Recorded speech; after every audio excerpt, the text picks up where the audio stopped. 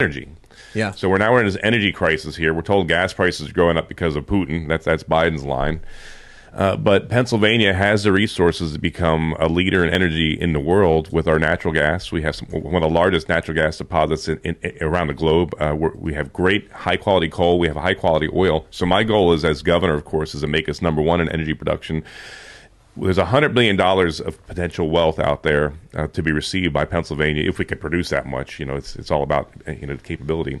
My goal is to have a pipeline to Philly, out to Delaware, so we can start exporting to Boston, because Boston had to bring in Russian ships in 2018 in that cold winter. You remember the madness because of there's no pipelines from Pennsylvania, so they brought in 2 ships from Siberia, 4,000 miles away. So I want to be able to support Boston, but maybe export also to Germany, get them off of Russian oil and gas, and maybe our friends in Poland, and for sure the Lithuanians have already committed that they wanted to buy it off of Pennsylvania. I was willing to entertain a lot of this go green stuff for a while. But the moment you come out and say, Joe Biden says he wants to get us off fossil fuels. He says it was part of his campaign when he ran for president. Then he shuts down Keystone. Then he bans fracking in certain areas.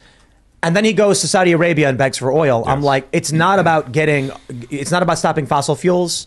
I don't know what the actual, actually, let me just ask you, how does this make sense? That we got to stop using fossil fuels, and then he hurts the United States, and then goes over to Saudi Arabia and begs them to keep up production so we can keep getting fossil fuels. What's the reasoning? That when we were energy independent and gas was under $2 a gallon, 184, just less than 2 years ago, just over 2 years ago, and now we're begging the Saudis and even go to the Venezuelans and kind of winking and nodding to the Iranians. Are you kidding me?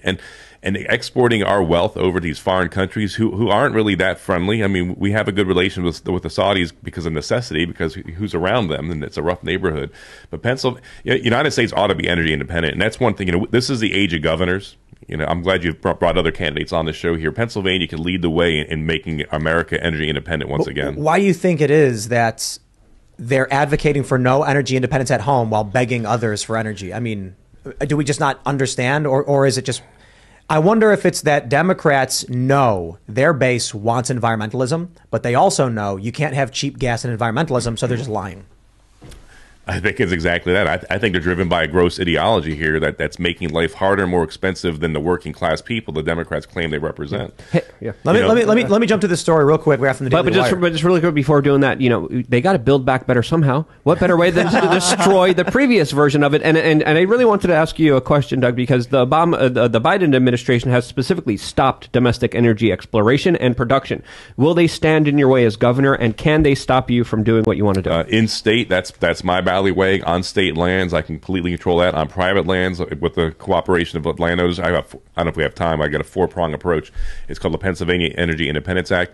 It's not a gimmick. It's actually, I developed this with the energy sector, and of course, we want to do it responsibly. We want to do it cleanly. We don't want our trout being killed and poisoning our land. Obviously, we don't want cancer-causing agents, and the energy sector has proven they can do it, better.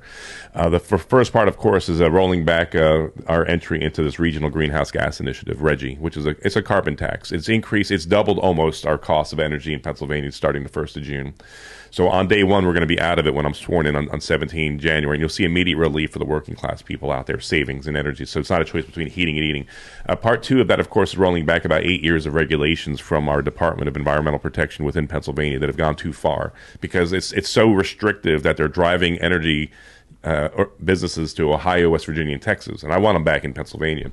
And then, of course, I talked about the pipeline, one coming across from Pittsburgh area to Philly, and I'll bring lots of great jobs. I'll bring security as far as energy goes. It will improve it for NATO, and then also I'd like to see a pipeline towards Lake Erie. And so, and then, of course, I'll open up state lands, and doing that, I can do all that without being stopped by the EPA.